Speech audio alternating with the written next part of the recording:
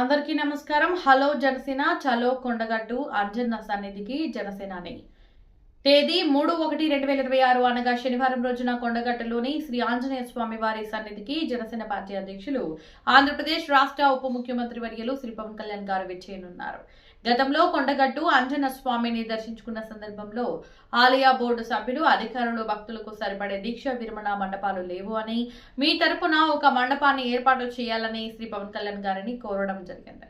శ్రీ పవన్ కళ్యాణ్ గారికి తెలంగాణలోని కొండగట్టు శ్రీ ఆంజనేయ స్వామి అంటే అపారమైన నమ్మకం.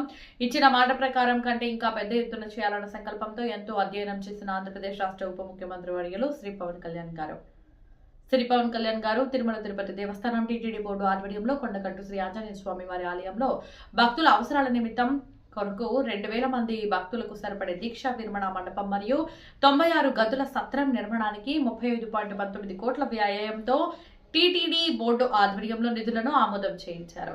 జనవరి 3వ తేదీన టీటీడీ బోర్డు ఆధ్వర్యంలో నిర్మాణ శంకుస్థాపన పూజ కార్యక్రమంలో పాల్గొననున్న ఆంధ్రప్రదేశ్ రాష్ట్ర ఉప ముఖ్యమంత్రి వర్యులు శ్రీ పవన్ కళ్యాణ్ గారు.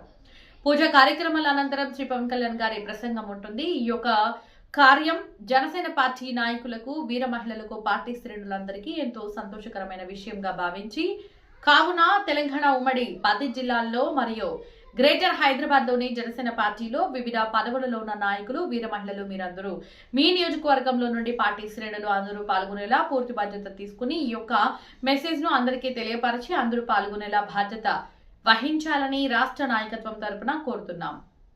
ఇట్లు జనసేన పార్టీ రాష్ట్ర నాయకులు, హైదరాబాద్, తెలంగాణ.